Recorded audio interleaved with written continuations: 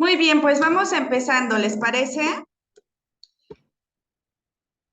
Bienvenidas y bienvenidos a nuestra primera sesión de webinars, de este ciclo de webinars que estamos ofreciendo desde Fundación Casa Nueva.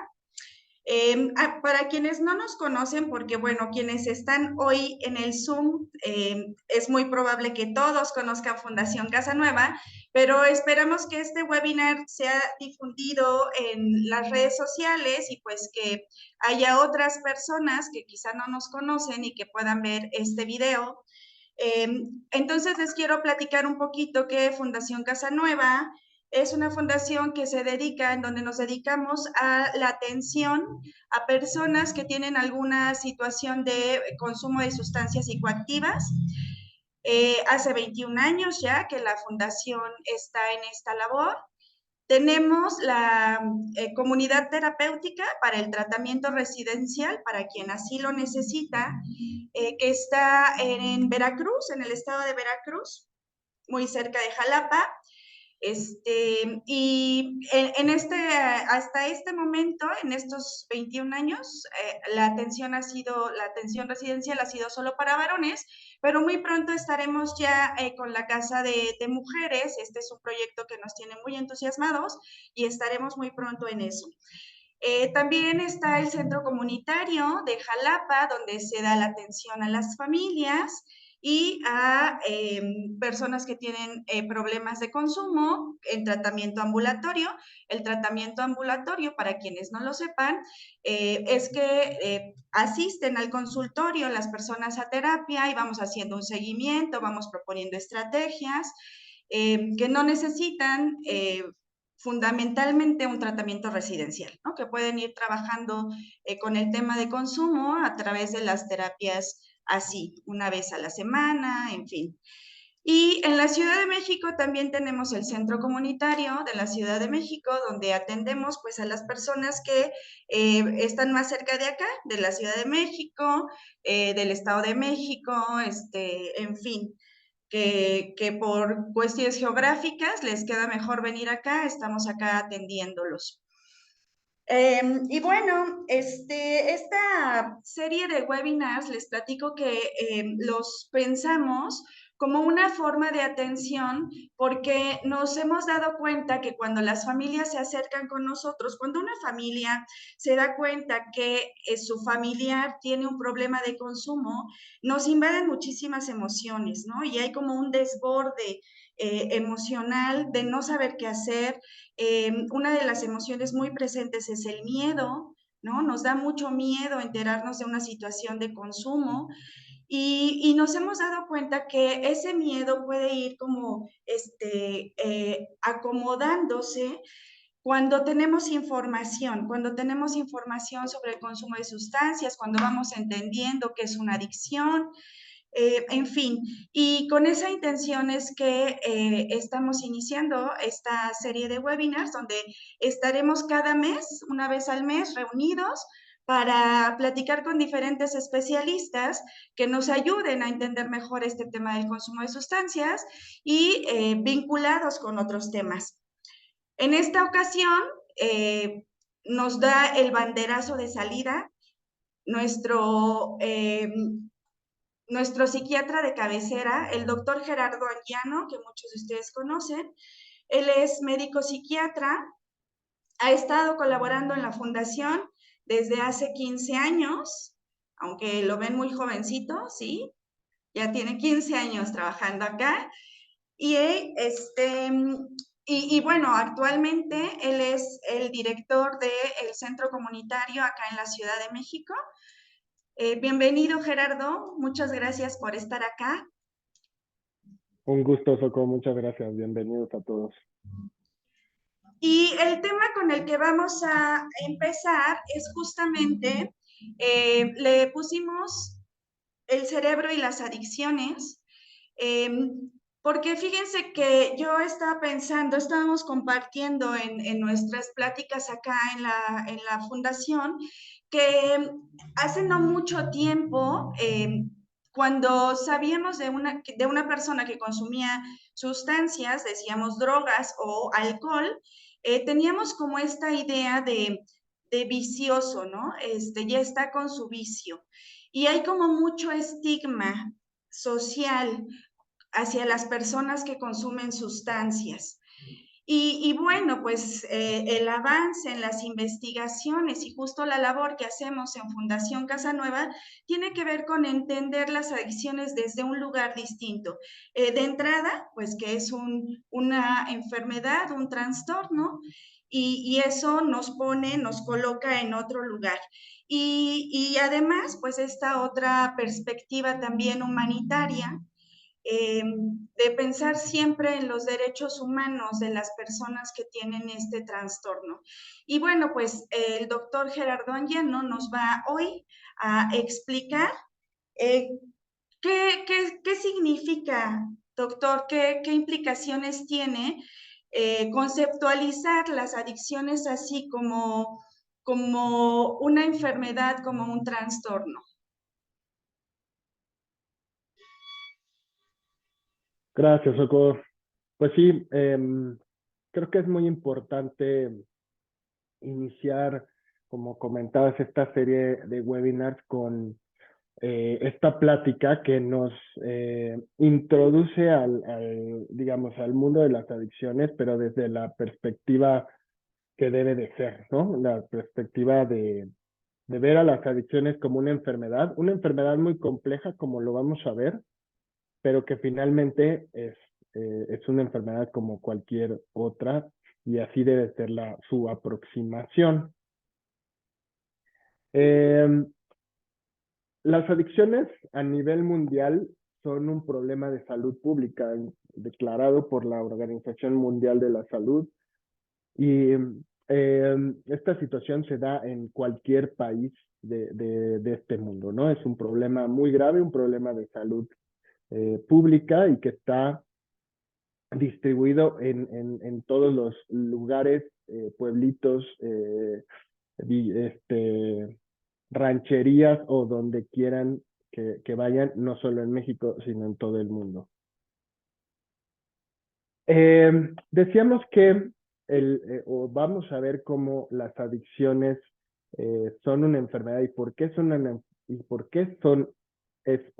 enfermedad más bien.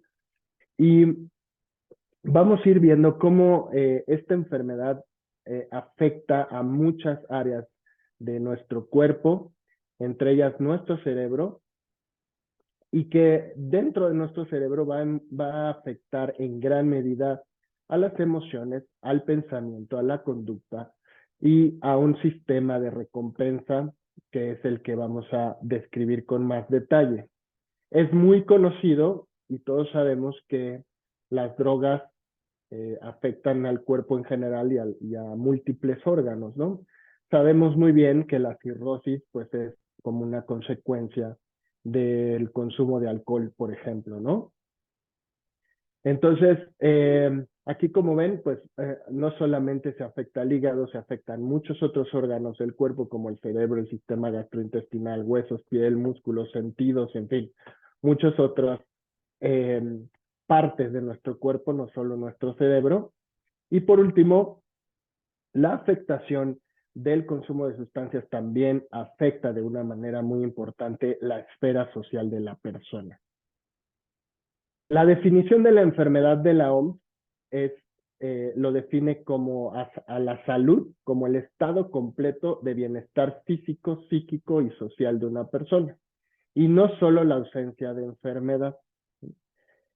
Una enfermedad siempre va a afectar la parte física del cuerpo, la parte biológica, va a afectar la parte psíquica, es decir, las emociones, la conducta, el pensamiento, y va a afectar al entorno social de esa persona.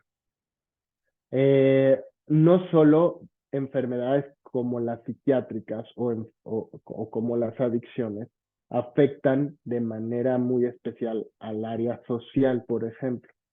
Si ustedes piensan en una persona con diabetes, se afecta su bienestar físico, ¿no? Por el aumento de la glucosa en el cuerpo.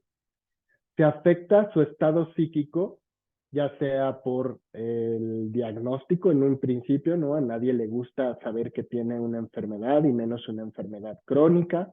Tampoco le gusta saber que va a tener que cambiar su dieta, que va a tener que comer cosas diferentes, que se va a tener que olvidar de los postres, del refresco, de los taquitos, de todas esas situaciones y que se va a tener que cuidar mucho mejor y empezar a hacer ejercicio.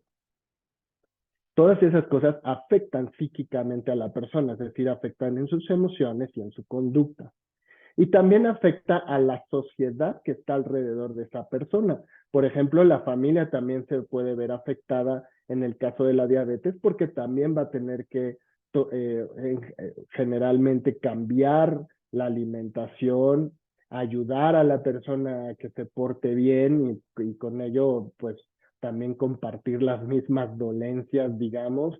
También es un desgaste físico por el cuidado a la persona, tener que ir a las consultas, ¿no? La compra de medicamentos, en fin, todas esas cosas, si ven cualquier enfermedad que ustedes piensen, afecta a la persona tanto en su bienestar físico, psíquico y social. Sin embargo, las enfermedades mentales, entre ellas la adicción, es una de las que más implicación y más afectación tiene en todas estas tres áreas. La definición de adicción hay muchas.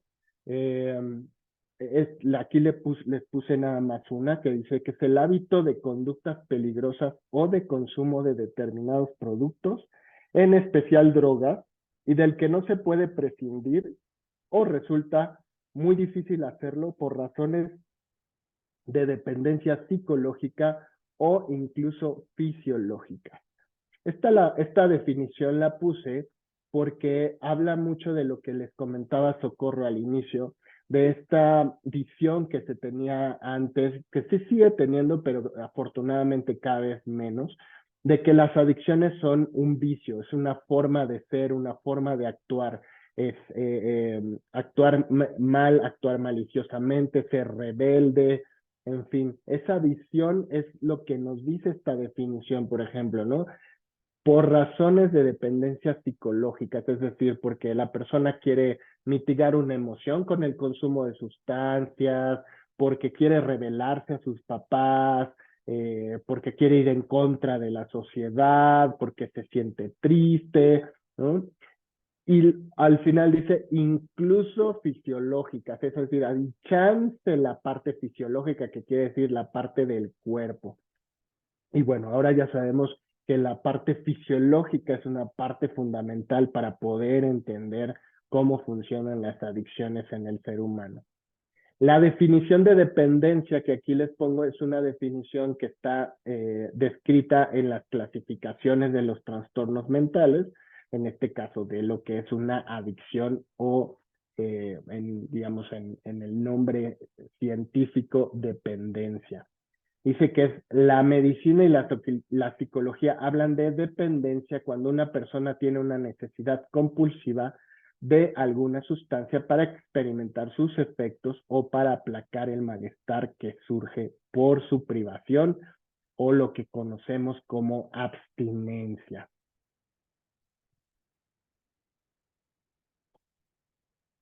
Finalmente, el responsable directo de las adicciones, el órgano que se afecta en la enfermedad de las adicciones es el cerebro humano.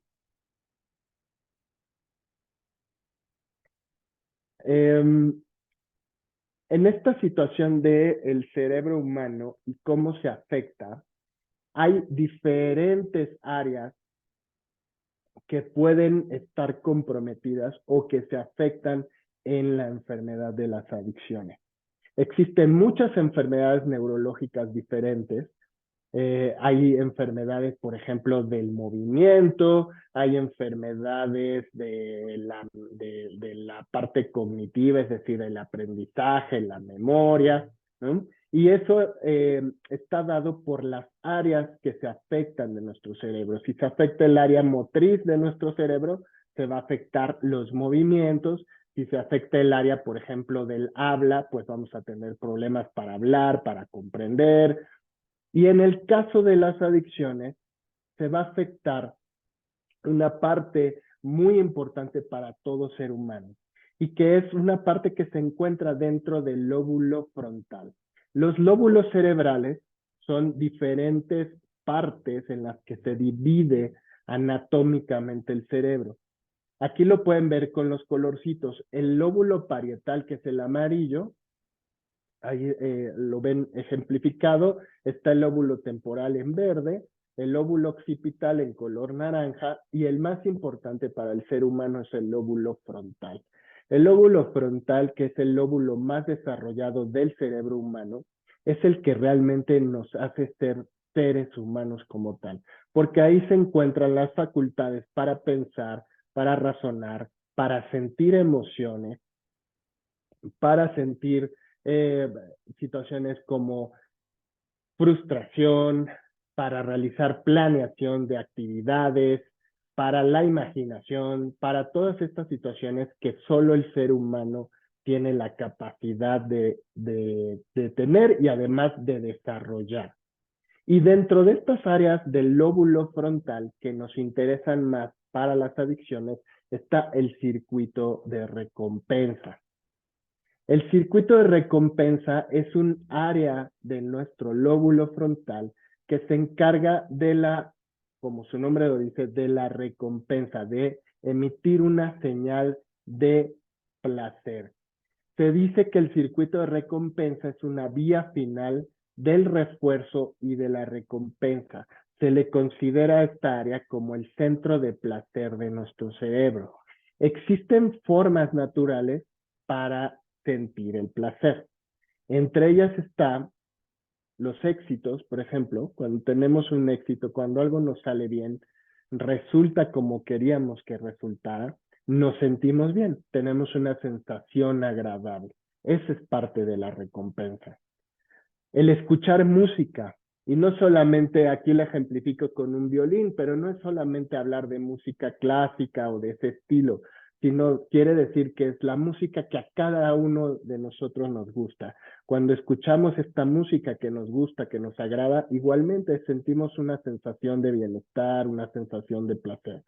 Lo mismo ocurre también, por ejemplo, con las caricias, los abrazos, las relaciones sexuales, cuando tenemos hambre y comemos, cuando tenemos sed y tomamos un refresco, un agua, un líquido y que nos satisface esa necesidad, sentimos una sensación placentera y eso está dado por el circuito de recompensa. Ahora bien, ¿qué es lo que pasa con este circuito de recompensa y el consumo de sustancias? Este circuito de recompensa está regulado por diversos químicos cerebrales. Estos químicos se les llama neurotransmisores. Son químicos que nos ayudan a que nuestras neuronas se comuniquen una con otra y que puedan cumplir las funciones que tengan que realizar. Estos químicos, o más bien llamados neurotransmisores, son los famosos conocidos como serotonina, dopamina, acetilcolina, endorfinas, entre muchos otros. El principal para el circuito de recompensa es la dopamina. Las drogas cuando entran a nuestro cuerpo, pues van por el torrente sanguíneo, llegan hasta nuestro cerebro y ahí van a llegar al circuito de recompensa directamente y lo van a estimular de forma química, es decir, de forma directa. Y van a generar una liberación muy grande de dopamina. Yo les comentaba que existen estímulos naturales para la sensación de placer. Esos estímulos naturales tienen el mismo efecto, es decir, hay una sensación, hay una vivencia sensorial que se transmite hasta el cerebro y llega al circuito de recompensa y este estímulo va a generar una reacción. Si es una reacción placentera, va a haber una liberación de dopamina. Con esto les quiero decir que, por ejemplo, un abrazo de alguien que hace mucho no veíamos y que nos da mucho gusto ver y nos damos un abrazo cariñoso, va a generar una sensación de placer. Y ahí, por ponerle numeritos, no es así, ¿verdad? Pero por ponerle números y explicarlo un poco mejor, haz de cuenta que ese abrazo genera una liberación natural de 10 dopaminas en el circuito de recompensa en nuestro cerebro. Por lo tanto, tenemos una sensación placentera. Pero las sustancias, las drogas, las sustancias psicoactivas, al ser un químico que actúa directamente sobre el circuito de recompensa y lo estimula de manera directa y química, genera una liberación, hagan de cuenta, como de 1000 dopaminas, ¿no? Entonces, la sensación que es placentera que se siente con el consumo de la sustancia va a ser mucho, mucho mayor que la que se obtiene con un estímulo natural. Si nosotros continuamos con el consumo de la sustancia, nuestro cerebro se va a acostumbrar a la alta liberación de dopamina y lo que va a buscar la siguiente ocasión es esa misma liberación de dopamina. Por lo tanto, cuando nosotros consumimos sustancias de manera frecuente y continua, poco a poco y al irnos envolviendo en esta situación de que nuestro cerebro quiere más dopamina y más dopamina y más dopamina, pues la vida en general, los estímulos de la vida general empiezan a quedar obsoletos porque ya no son tan placenteros como lo es el consumo de sustancias. Entonces, ¿qué es lo que pasa cuando se enferma este circuito de recompensa? Entra una droga a nuestro cuerpo, llega a nuestro cerebro, al circuito de recompensa, libera mucha dopamina, el cerebro le gusta mucho la dopamina y entonces va a buscar reponer esa misma cantidad de dopamina, por lo que va a empezar a generar preocupación por la búsqueda de aquello que genera mucha dopamina, que en este caso es la droga. Entonces, van a empezar a generarse pensamientos, emociones y conductas orientadas a la búsqueda del consumo de esa sustancia, porque nuestro cerebro lo que quiere es tener muchísima dopamina porque le encanta. Y así, poco a poco, el cerebro va a empezar a generar este círculo vicioso entre el abuso de la sustancia primero y después con el abuso constante, pues empieza el patrón para la adicción, la dependencia y la abstinencia, que es la falta o la suspensión brusca del consumo de esa sustancia. ¿Hasta aquí vamos bien? Sí, a lo mejor si nos puedes poner como ejemplos más cotidianos, Doc. Ok, Y aprovecho que ya te interrumpí tantito para decirles que si tienen dudas, porfa, nos las pongan ahí en el chat para que las vayamos, dudas o comentarios o algo que no quede claro, si nos lo pueden poner ahí en el chat y vamos haciendo pausitas para responderlas o al final nos damos un espacio para verlas, ¿vale? muy bien. Sí, claro. Yo sé que son términos muy, de repente muy complicados y muy científicos. Pues vamos a tratar de explicar este circuito de recompensa de una manera más coloquial, digamos. Miren, el circuito de recompensa es un área neuronal, un conjunto de neuronas y de zonas de nuestro cerebro que les decía están en el lóbulo frontal. Su principal función es la supervivencia. Todos los estímulos que vivimos en nuestra vida pasan por el circuito de recompensa. Y el circuito de recompensa se va a encargar de interpretarlos como estímulos agradables o estímulos desagradables. Aquí en la imagen que les puse de una taza que está humeando, con esto les quiero decir que siempre nosotros cuando vamos creciendo, en algún momento o nos dicen, no toques eso, no agarres la taza porque está caliente, no toques el fuego porque te quema y demás. Y a veces hacemos caso, pero la mayoría de veces no hacemos caso. Y entonces vamos a ir y vamos a agarrar la taza, ya sea por traviesos o por accidente, que tenía el café hirviendo. Y nos vamos a quemar. Nos va a dar una sensación desagradable de dolor. ese estímulo que se siente por primera vez, y lo mismo pasa con quemarnos con el fuego, con picarnos con algo puntiagudo, con cortarnos con un cuchillo, con pegarnos en el suelo, en fin, todos estos estímulos que vamos experimentando, sobre todo por primera vez en nuestra vida, se van registrando en el circuito de recompensa. Y hagan de cuenta que viene el estímulo, por ejemplo, de las bebidas calientes, que vemos que están generalmente en una taza, con un asa para poderla agarrar y que está humeando. Ya sabemos ahorita de cierta edad ya en la infancia y ahora pues mucho más, que cualquier cosa cualquier líquido que veamos humeando está caliente y hay que tener precaución, ¿no? Eso ya lo sabemos todo mundo. Esto es porque ya ese estímulo se registró en el circuito de recompensa.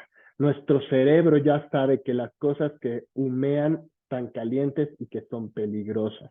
Lo mismo pasa con el fuego o con la sensación de calor. Nuestro cerebro ya sabe que eso hay que tener cuidado y precaución. Y también ya sabe las cosas agradables, es decir, eh, yo siempre les pongo de ejemplo. Si ahorita te digo que te pares, que te subas a una silla y que te avientes al suelo, pues lo vas a pensar mucho, ¿no? Pero si te digo que te subas a la misma silla y que te avientes al colchón de la cama, pues lo vas a hacer tal vez con muchísima más confianza. Eso también porque tu cerebro ya sabe que el colchón es suavecito, que te va a contener la caída, que no te va a doler porque está colchonado, ¿no? Entonces, esas cuestiones, todas esas cuestiones, lo mismo para la comida, por ejemplo, la primera vez que tu mamá te dio de comer y te dio de probar el plátano y te dio de comer una fresa, por ejemplo, todos los estímulos, como el color, el sabor, la textura, todas esas cosas se registran en nuestro cerebro y se interpretan o se van a interpretar como una sensación agradable o una sensación desagradable. Si es una sensación agradable, se libera dopamina porque es la señal química para decir esto me hace bien, esto está bien. Y lo desagradable es como se liberan otros neurotransmisores diferentes, pero en general no se libera dopamina y eso es una señal química para decir esto evítalo porque no está agradable o te hace daño. ¿Cuál es el problema con el consumo de las sustancias psicoactivas o las drogas? Que como son, les decía, un estímulo químico directo que actúa directamente sobre el circuito de recompensa, y que genera químicamente la liberación masiva de dopamina, que eso nuestro cerebro lo interpreta como algo extremadamente agradable o bueno, no importa si la droga huele mal, si sabe mal, si tiene un color o textura desagradable, o que nos ocasiona efectos desagradables, ¿no? Dentro de los efectos agradables siempre hay efectos desagradables. Y no importan todas estas situaciones porque el cerebro finalmente lo que interpreta es que es algo extremadamente agradable. Entonces, aunque me sepa mal la primera vez la cerveza o la segunda vez o el whisky o lo que sea, porque es su sabor no son tan agradables, después se le encuentra el sabor parcialmente agradable, pero al principio no, el tabaco huele mal, sabe mal, te marea, te produce tos, la primera borrachera la sufres muchísimo porque te mareas, si te fue bien no vomitaste, si te fue mal te caíste, ¿no? Y a pesar de todas esas situaciones, tu cerebro te invita a que la próxima vez lo vuelvas a hacer. Y la próxima vez que tengas chance de consumir esa sustancia, lo vuelvas a hacer. Porque para el cerebro, la sensación química que producen las drogas es extremadamente buena. No sé si con eso, Soco, queda un poco mejor explicado. Sí, sí, creo que sí, ya lo vamos entendiendo mejor. Oye, y entonces la sustancia, nos explicabas antes que hay otras actividades, ¿no? Que también se estimulan el circuito de recompensa actividades. Y la sustancia, en esta situación de consumo, la sustancia activa el circuito de recompensa y hay otras cosas que también lo activan en esta situación de consumir, de adicción. Sí, una muy buena observación porque efectivamente aquí es donde empiezan, si esto ya de por sí es complicado, ¿no? Y nuestro cerebro se engaña al querer consumir la sustancia porque lo que busca es la liberación de dopamina, no importa los daños al cuerpo, los accidentes que hayamos tenido, los problemas que nos causa el consumo, nuestro cerebro lo sigue pidiendo. Y además de solo buscar la sustancia, mi cerebro va a aprender eh, muchas cosas a raíz o alrededor del consumo. Es decir, por ejemplo, si yo por primera vez consumí un alucinógeno, por ejemplo, en un festival de música electrónica, que es muy común el consumo de alucinógenos en estos festivales de música, mi cerebro va a ligar todas las situaciones que están alrededor de esa sustancia, no solamente lo placentero que fue consumir la sustancia, sino todo lo que está implicado en el consumo de esa sustancia.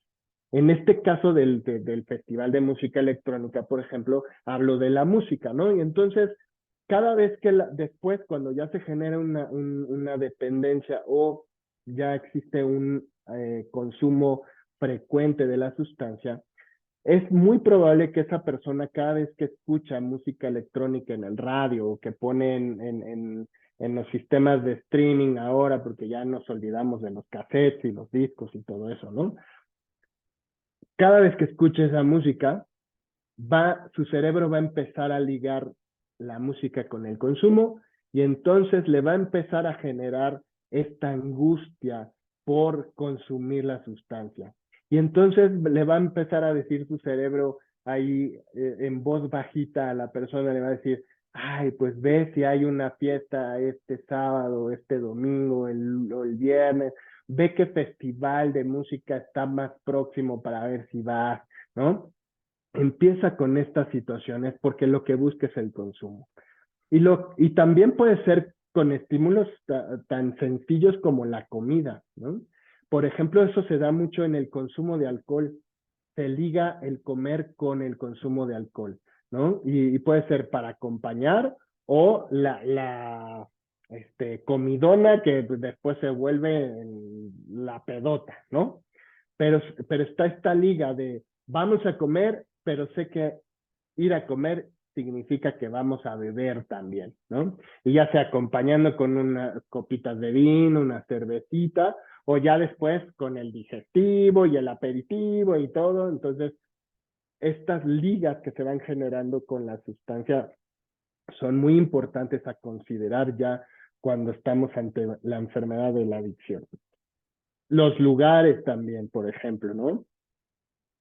Cuando vemos a pacientes con problemas de alcoholismo en Casanueva, no, la verdad es que todos me dicen, o sea, el diablo es como el Oxxo, ¿no? Hasta está de color rojo, ¿no? Porque el Oxxo es el diablo para el alcohólico, ¿no? Porque ahí, pues, hay en cada esquina, como dice. Por eso puse la imagen a la vuelta de tu vida. Y la verdad es que sí, está en cada esquina un Oxxo. Y ahí, pues, compran la cerveza, el vino, el ron, lo que sea, ¿no? Las amistades también es muy importante. Y sobre todo, cuando ya hay problemas de consumo, lo que le llamamos las amistades de consumo se vuelven unos disparadores muy fuertes para seguir consumiendo.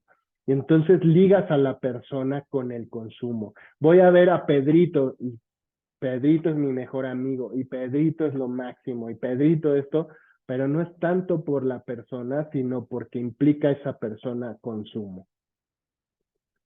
Las emociones también se ligan a estas cosas. Entonces, si yo empecé a consumir alcohol cada vez que estaba enojado, posteriormente, no importa el estímulo que me haga enojar, el enojo lo voy a ligar con el consumo de alcohol. O si lo hice siempre en un estado de bienestar, en una fiesta, con mis amigos, divirtiéndome, lo mismo. Cada vez que tengo esta sensación de alegría, de euforia, no importa el contexto, no tiene que ser la fiesta, voy a empezar a sentir la necesidad del consumo de la sustancia. O si tengo un susto, o si tengo estrés, o cualquier situación de esas que se van ligando con el consumo, o que se dieron durante el consumo, se ligan eh, como disparadores, pues. Las sensaciones también, es decir, todo lo que tiene que ver con los sentidos, ¿no? Y aquí entra el olfato, el gusto, el tacto, ¿no? Por ejemplo, para las relaciones sexuales, el contacto se vuelve un estímulo muy importante para el consumo de sustancias. Otras drogas, por ejemplo, el alcohol se sabe que es una de las principales drogas de introducción para otras drogas, ¿no? Entonces empiezas a consumir o empiezas consumiendo alcohol y eso te lleva a probar en un momento la marihuana o en algún momento la cocaína u otras drogas diferentes, ¿no? Y por último, entre otros muchos, ¿no? Puse algunos de los principales. El sexo es también un estímulo muy importante, una sensación muy importante que se liga con el consumo de sustancias. Y ahora cada vez está más de moda, por ejemplo, lo que se conoce como el chemsex, que es como el sexo químico, ¿no? Y que se liga mucho con consumo, por ejemplo, de metanfetaminas, que es el cristal, ¿no? Y se da mucho en el ambiente gay, se da mucho esta situación del consumo de sustancias, buscando una interacción con otra persona, generalmente para tener relaciones sexuales, ¿no? Y esto, bueno, se ha dado siempre, pero ahora es una situación que se está dando con mucha frecuencia, que se ha vuelto un problema muy importante, sobre todo por el tipo de sustancia que se consume, que genera un problema de adicción muy grave, en este caso con el cristal. Muy bien, pues bueno, hasta aquí pues parece que tenemos un camino muy desesperanzador, ¿no? Como que todo está muy complicado, el cerebro se enferma, por todos lados tenemos los estímulos, todo me relaciona con un probable consumo, ¿no? Entonces, ¿qué hacer? ¿Qué podemos hacer ante estas situaciones tan graves, ante este problema de salud tan importante? Y pues bueno, sí existe esperanza, sí hay mucho por hacer. Es una lucha muy difícil, es una lucha complicada, pero se puede y podemos hacer muchas cosas. Eh, en esta parte final de la plática les quiero hablar un poquito, otra vez retomar un poquito lo que es el circuito de recompensa. El circuito de recompensa se divide en dos partes, un sistema reactivo y un sistema reflexivo. ¿Okay? El sistema reactivo es el sistema que reacciona a las sensaciones, sobre todo sensoriales, es decir, hambre, sed, olores, sabores, texturas, sensaciones, ¿no? Y les pongo esta imagen, ¿no? Para ejemplificar así, cuando tenemos mucha hambre y olemos una comida muy rica, pues, o pasamos por la taquería y nos llega el olor de los tacos, se nos antoja muchísimo, ¿no? Y entre más hambre tengamos, más ganas tenemos de comer. Y empezamos a salivar y nos empieza a rugir la panza, ¿no? Y empezamos a pensar en qué me voy a cocinar cuando llegue a la casa o espero que haya algo muy rico o si no, me paro en la esquina con los tacos, ¿no? Ese es el sistema reactivo, es decir, hay un estímulo y tengo una reacción para aliviar esa necesidad, en este caso, por ejemplo, del hambre. Y hay otra parte del sistema de recompensa que es el sistema reflexivo. El sistema reflexivo se fortalece con la rehabilitación. El sistema reflexivo básicamente es la fuerza de voluntad. Le podríamos decir en otras palabras, fuerza de voluntad. El sistema reflexivo es el que analiza toda la información que nos está llegando de las sensaciones y es el que nos dice, puedes realizar la acción o mejor espérate un poquito o mejor piénsalo mejor, ¿sale? Es decir, voy a poner el ejemplo de la comida. Yo tengo mucha hambre, voy de camino y paso por una taquería y me llega el olor de los tacos. Y entonces empiezo a salivar y a tener muchísimas ganas, un antojo increíble de tacos. Pero resulta que estoy a dieta. Y como soy muy disciplinado y no quiero romper la dieta, entonces tengo que activar mi sistema reflexivo para no pararme en el puesto, para no estacionarme y bajarme a comprar los tacos, porque yo no puedo comer tacos en este momento, porque mi dieta me dice que tengo que llegar a comer un sándwich de pechuga de pavo con queso panela, ¿no? Ese sistema reflexivo en las adicciones está muy disminuido, es pequeñitito, la fuerza de voluntad se vuelve casi obsoleta. En el caso de el sistema reactivo en las adicciones está muy activo. De hecho, es lo que más se activa, es decir, la reacción. Tengo la necesidad y genero la acción para cubrir esa necesidad sin importar qué. ¿Vale? Con la rehabilitación de las adicciones, con el tratamiento de las adicciones y lo que hacemos nosotros en Casanueva día con día es buscar, perdón, que este sistema reflexivo de recompensa se fortalezca. Es decir, buscamos generar nuevamente una buena fuerza de voluntad. Eso finalmente es lo que queremos.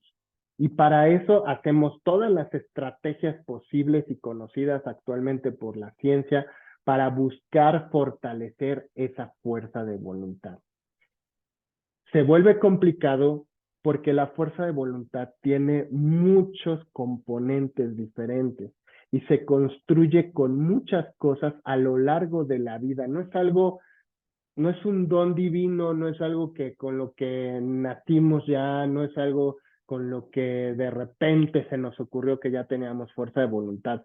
La fuerza de voluntad se va construyendo en el camino y tiene que ver desde el nacimiento, ¿sí? Desde la genética, desde cómo se forma ese individuo en el vientre materno, con las experiencias que vivimos desde la infancia hasta la muerte, pues. O sea, cada experiencia nos va dando herramientas para la fuerza de voluntad.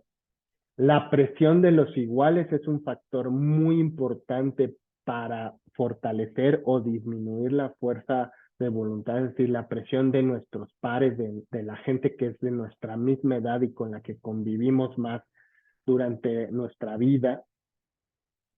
El aprendizaje de las reglas sociales, por ejemplo, ¿no?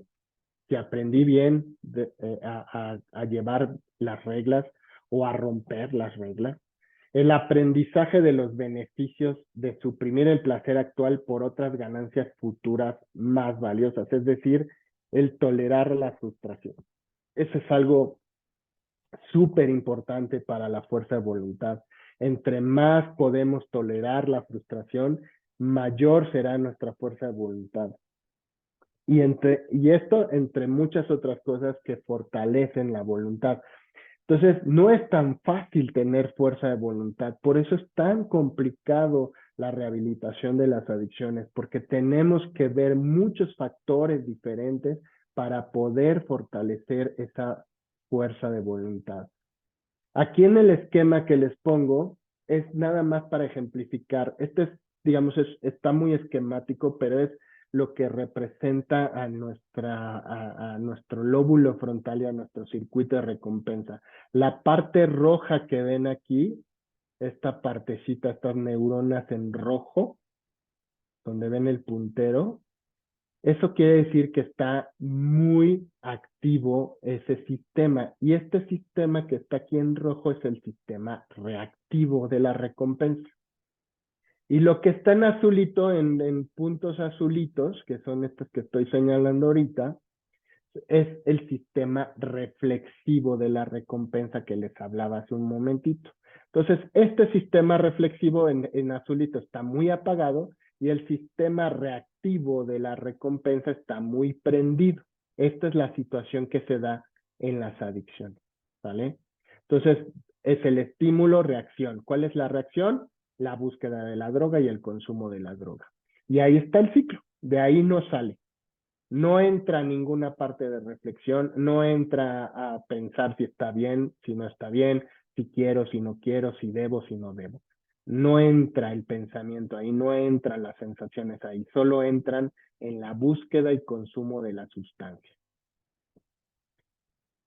Cuando la persona entra a un modelo de rehabilitación como podría ser Casa Nueva, lo que se busca es que a través de muchas estrategias, como puede ser, por ejemplo, los grupos de apoyo, los grupos de pares que se llaman en comunidad terapéutica, una rehabilitación de la familia también es muy importante, generar nuevas amistades y amistades sanas que no sean de consumo, fomentar otras actividades diferentes como las deportivas, recreativas, culturales, ¿no? Regresar a los estudios, leer, hacer una actividad artística, deporte, acudir a mi psicoterapia, cambiar de amistades, rehabilitar a mi familia, ir a mi grupo de autoayuda, en fin, todas esas situaciones lo que van a hacer finalmente es empezar a aprender otra vez el sistema reflexivo, empezar a fortalecerlo nuevamente para que al final del camino tengamos una situación al revés, es decir, la fuerza de voluntad o el sistema reflexivo muy prendido, muy activo, y el sistema de reacción, el sistema reactivo esté muy apagadito. Con esto lo que vamos a lograr es, aquí en la imagen es de un libro español, pero que dice transportador designado, pues es como pensar en el conductor asignado, ¿no?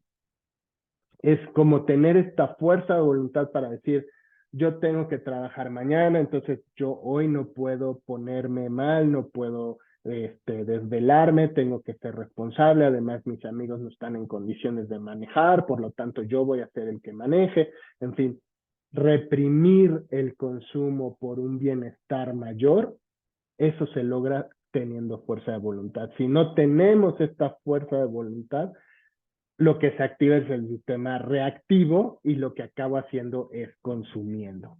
¿Sale? Muy bien, pues con esto termino. Si quieres, Soco, podemos dar entrada a todos los comentarios y preguntas para ir resolviendo. Sí, sí, no sé si hubo preguntas en el chat.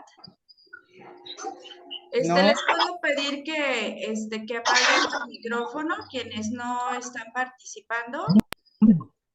Muchas gracias. No tenemos preguntas en el chat.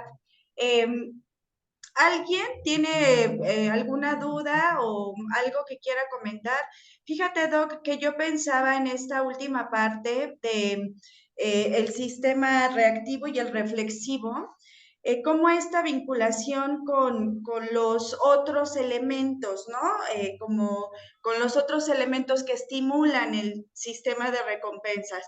Pensaba yo, ¿sabes? En esto de la música, de la comida, del sexo, ¿no? Y las amistades de consumo, que al final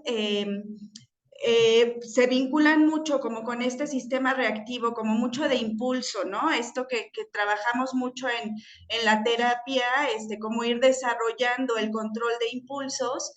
Y justo yo quería pedirte que un poco nos explicaras esta parte porque a veces está como esa idea, como empezamos a tener noción en las familias, de que hay una asociación de ciertas cosas al consumo, pareciera que parte de la rehabilitación o para que alguien se rehabilite es que tiene que sacar esas cosas de su vida, ¿no? Ahorita lo pusiste tú acá, o sea, pienso por ejemplo en la música, que dice, no, entonces que ya no vaya a los conciertos, o no, entonces, que ya no vea a esos amigos, que ya no se relacione con ellos. Pero pensaba, por ejemplo, en la comida, no podemos decir entonces que ya no deje de, ya no coma, ¿no? O que ya no tenga relaciones sexuales, porque me gustaría como no quedarnos con esa idea, pues. No sé si nos puedas un poco explicar. Sí, sí. Magnífico comentario, Soco, sí.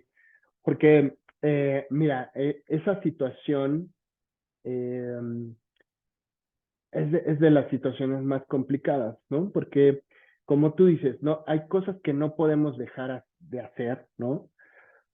Y que al mismo tiempo son un riesgo, forman parte del riesgo en el consumo de sustancias. Eh, a veces existen amistades, aunque sean de consumo, son las únicas amistades que tiene la persona. Y no le puedes decir, sabes que deja de tener amigos, ¿no? Porque también esa es una situación que lo va a frustrar, que lo va a entristecer, ¿no? Que lo va a desesperar, porque la persona necesita socializar, necesita tener amigos.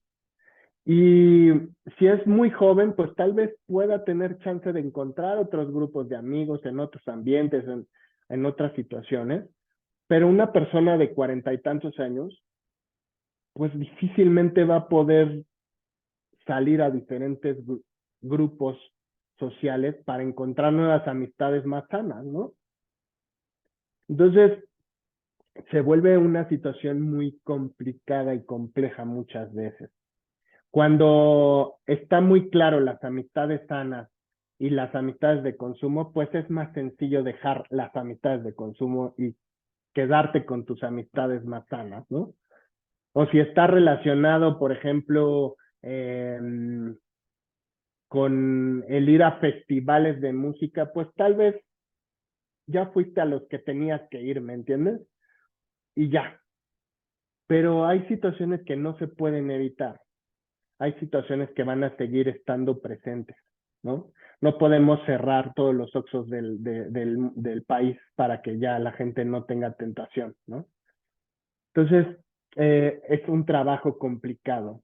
Y tal vez sí, para la persona en rehabilitación, el inicio es de lo más complejo, porque ahí en el inicio sí tienes que hacer eso, ¿no? O se prefiere hacer eso.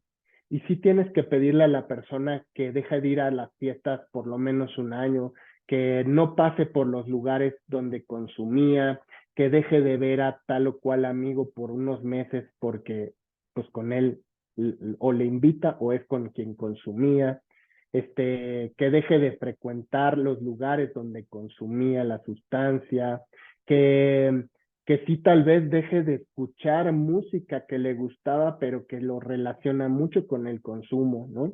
Ahí depende mucho de la intensidad también de ese disparador, como le decimos nosotros, ¿no? Porque si es un disparador muy potente, es decir, la música que está escuchando, aunque le guste mucho, pero le despierta muchísimo las ganas de consumir, pues en un momento sí se tiene que evitar, ¿no? ¿Por qué? Porque el sistema del sistema reflexivo, esta fuerza de voluntad, que es la que impide o la que te ayuda a decir que no, está muy frágil, muy débil. Primero tenemos que fortalecerla evitando todos esos disparadores o todos esos estímulos. Y una vez que la tengamos más fortalecida, entonces ya exponer a la persona a esos estímulos que muchas veces que tienen que seguir, o sea, tienen que estar en la vida de la persona. Por eso el internamiento a veces es una opción más factible y más fácil para la persona para iniciar una rehabilitación, porque es una forma de aislar a la persona, contenerla en un lugar donde no tiene relación con todos estos estímulos que lo invitan al consumo. Y finalmente eso se vuelve, es una forma más sencilla de iniciar la rehabilitación, ¿no? Sí, y que además la rehabilitación en un centro como con este modelo de comunidad terapéutica tiene como muchos otros apoyos, ¿no? Digo, una parte es como la contención, el aislamiento, pero justo pensaba en todo el proceso para reactivar este sistema reflexivo, ¿no? Que pasa desde la identificación de cuáles son esos disparadores para mí, ¿no? Y entonces ir como aprendiendo, reaprendiendo a vivir y a convivir con esas otras cosas desde un lugar mucho más consciente, ¿no? Mucho más desde la reflexión. No sé si alguien quiera hacer algún comentario, tengan dudas. Me parece que Ana tenía la mano levantada. Adelante, Ana. Me parece que la sacó el Zoom. Ah, ok. Muy ¿Alguien más bien. que tenga un comentario, una pregunta, no?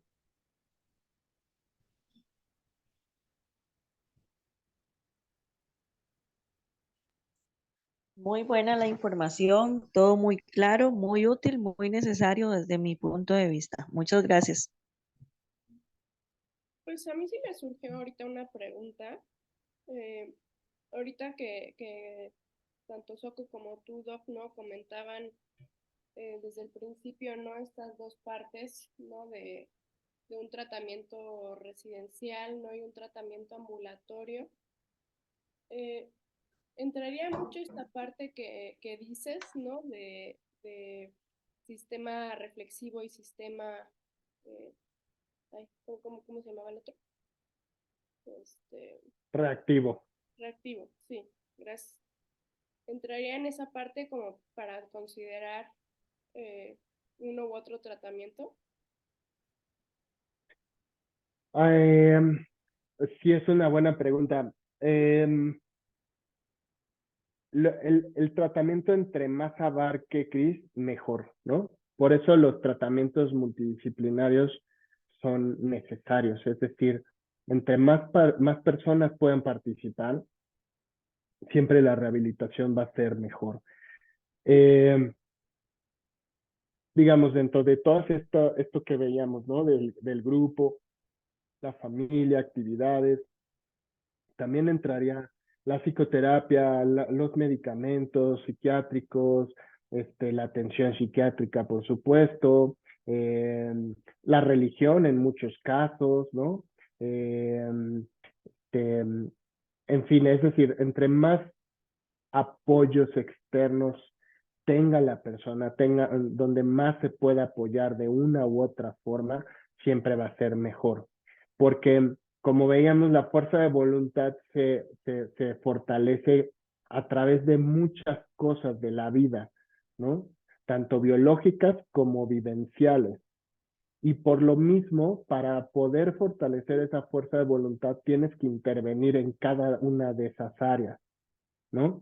Entonces, se vuelve fundamental que no solamente un tratamiento farmacológico sea la solución o una psicoterapia sea la solución o solo el internamiento 3 meses y listo y se acabó y ya estamos bien, ¿no? Sino es un proceso de vida, es una situación las adicciones es una enfermedad que no se cura, no se cura, pero se controla. Y no se cura porque precisamente el circuito de recompensa es un sistema neuronal que no olvida, ¿no? Tú imagínate que al circuito de recompensa se le olvide que el fuego quema y que es peligroso, ¿no? Si se te olvida eso, ¿qué es lo que pasa, por ejemplo, en enfermedades como la demencia, ¿no? La demencia Alzheimer, donde se le olvida a la persona ya en un cierto momento de la enfermedad que el fuego quema, ¿no? Y que es peligroso. Y entonces ocurren muchos accidentes, ¿no? Quemaduras graves, cortadas, cosas así, porque se le olvida, y ahí se le olvida por el mal funcionamiento cerebral. Pero si tenemos un funcionamiento normal de nuestro cerebro, al circuito de recompensa no se le olvidan estas situaciones. Y por lo tanto, no se le olvida nunca que le gusta la sustancia. Siempre la va a querer. Si fortalecemos la fuerza de voluntad, ese sistema de recompensa, digámoslo así, se apaga un poco y ya no es tan activo a la parte reactiva. Pero finalmente, si tú vuelves a consumir, si vuelves a exponer al cerebro esa sustancia, se va a volver a reactivar como antes, porque no se le olvidó lo bien que le hace sentir, ¿no? Por eso se dice que las adicciones no se curan, solo se controlan. Y hay controles muy buenos, o sea, hay personas que se rehabilitan y que llevan su abstinencia, es decir, el no consumo toda su vida, ¿no? Todo el resto de su vida, pues. Pero es una labor continua, constante, día con día, año tras año, decena de año tras decena de año.